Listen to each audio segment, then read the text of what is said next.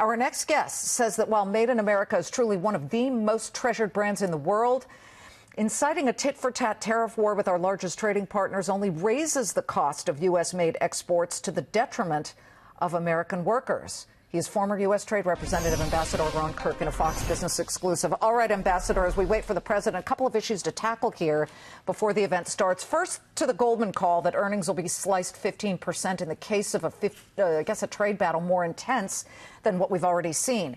Don't we have to wait and see first how this plays out before you can attach a number to it?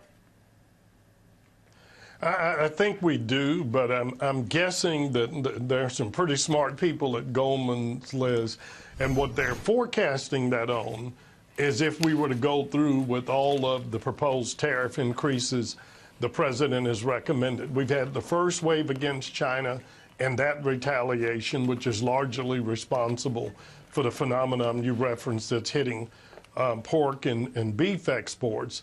But now the president has proposed a tariff on cars from the European Union under national security guidelines, and then an additional $200 to $300 billion in tariffs on China.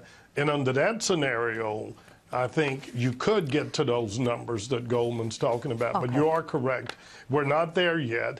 And I think we've got to hope that with the outcry from manufacturers, from workers, from business, from Detroit, that perhaps logic may prevail and we'll find another way forward. Or you could say outcry from Republican House and Senate makers. There are a whole bunch of them who are out there beating the drum and saying, you can't do this. In fact, some of them, Lamar Alexander of Tennessee has spoken out, Jackie Walorski of Indiana, Jeff Flake of Arizona. We put them up on your screen. You have Orrin Hatch of Utah.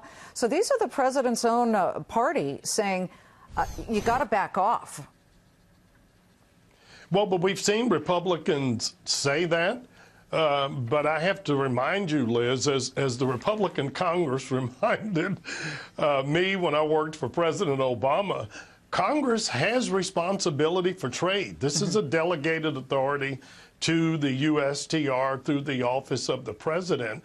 And so if the Republicans in Congress are that alarmed by this, they've got to do more than voice outrage and insist that the president follow the protocols that have been put in place and consult with Congress and work with them on a thoughtful and a reasonable approach to get our allies to open up their markets. I don't quarrel at all with the president's underlying argument that China needs to play by the rules, that Europe, Mexico, Canada, all of our trading partners should open their markets to us as fairly as we have to them. But the reason most of us object to tariffs is just such a blunt instrument, and it always invites retaliation. And then you do end up on the road to the type of hit to earnings that Goldman's has referenced. We actually may get some evidence of how tariffs affect certain companies.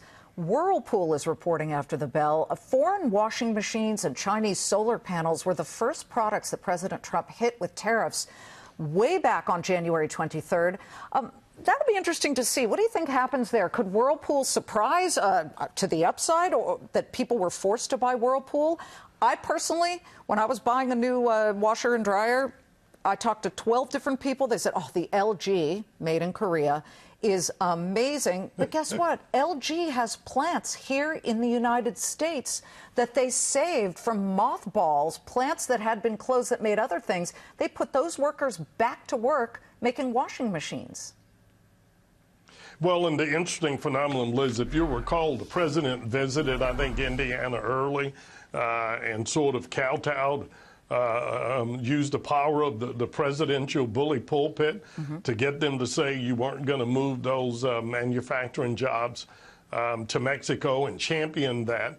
But in everything I've read about Whirlpool, it was the president's imposition of the 25% tariff on steel and aluminum that Whirlpool needs to build those washing machines that ironically has now made them competitive against products that come from Korea and Japan that aren't subject to those tariffs. And that's why just saying I'm going to throw tariffs on an item or on a component don't make sense, because so many of our American manufacturers. So many of those companies that are going to be out on the White House lawn proudly displaying what we make in America are dependent on components not just in the U.S., but sourced globally as well.